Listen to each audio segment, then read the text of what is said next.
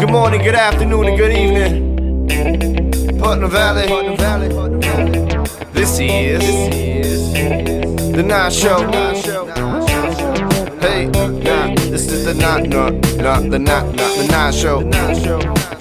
Recorded live in room 116. This is the Nine. This is the Nine Show. The Nine Show. Hello, I'm Alessandra Ganeri, and welcome to the Ninth Show. To kick things off, we'd like to congratulate former reporter Ileana Garcia, who is now responsible for doing the announcements. Good job, Ileana. COVID-19 has affected all of us in many different ways, but how has that affected sports and athletes? Tristan Calvente and Cole DeRocher have more for us. Hi, I'm Tristan Calvente here with Cole DeRocher, and today we are having an interview about how COVID has affected sports, and today we are socially distanced 6.5 feet apart.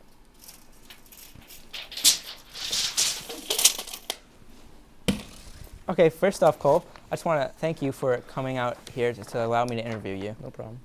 So, what sports do you play? I play varsity basketball and varsity football. And how has COVID affected playing those sports for you?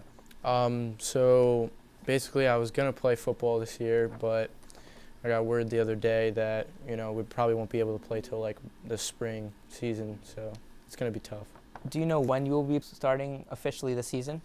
Officially, they said we could start March 21st or the 29th, where we could start doing practices and preseason and stuff like that.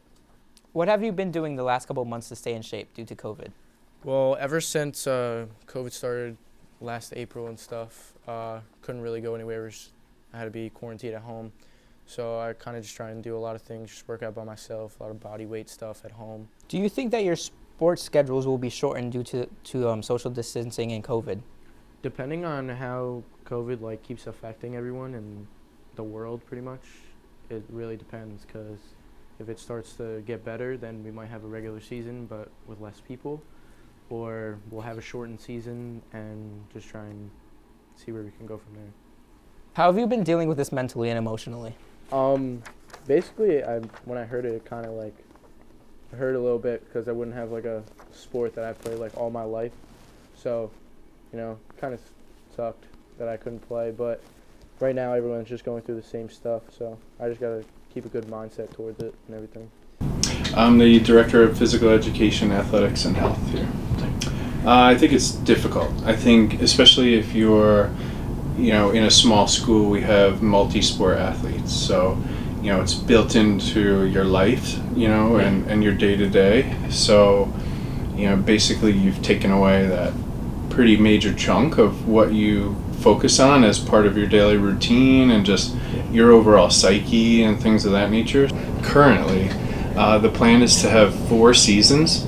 So there will be a fall 2 season, which will be sometime in that March timeframe. We actually don't know when the first fall is going to end yet. So to give you a picture of what the other seasons, where they would fall, would be just a guess. But I would say that they would approximately run 2 months each is the plan, to try to make them somewhat even. But again, that's all just up for debate at this point, and trying to work out the positives and pitfalls and things of that. We're trying to make sure that athletes and coaches don't overlap within seasons as best we can, so that they can have that opportunity for all of them. One potential positive is, if you haven't tried another fall sport that you've always wanted to try, you actually can play 4 sports this year. So that could be viewed as a small positive. But as far as when the seasons will extend through, I think they will go probably through mid-June. We'll try to have it go as far as it can possibly go before we hit regions and testings and things like that. So currently we're trying to get some sort of realistic playoff structure in place just for Section 1. The state tournament has already been pushed off and is not going to happen for fall.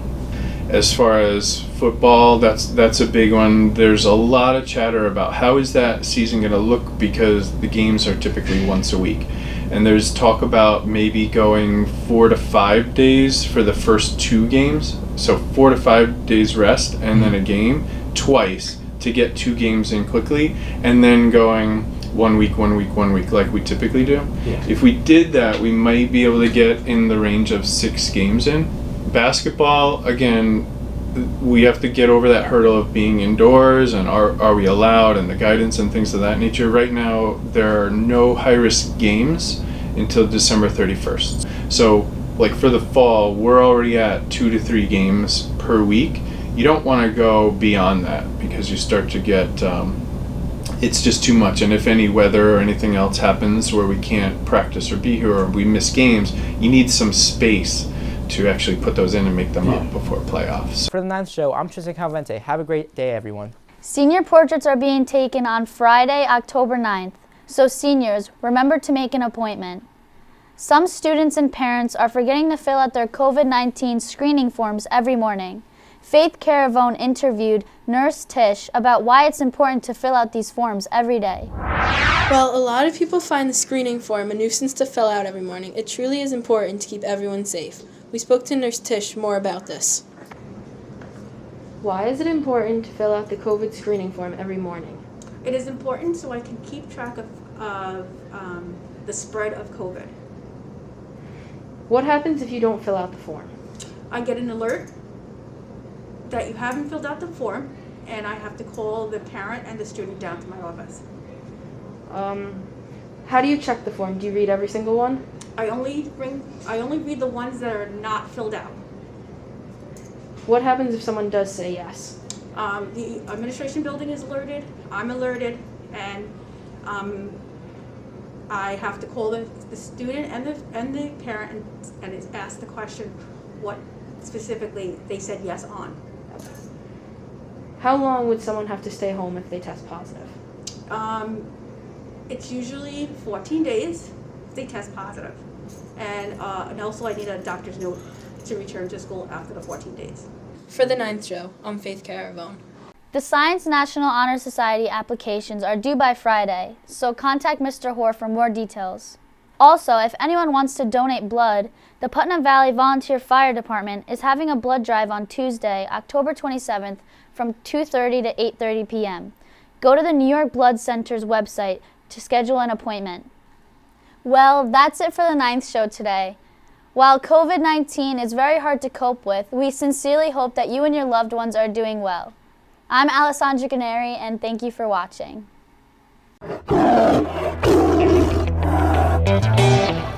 Good morning, good afternoon, and good evening. Putnam Valley. This is the 9 show. Hey, nah, this is the 9 show. Recorded live in room 116. This is the 9. This is the 9 show. The 9 show.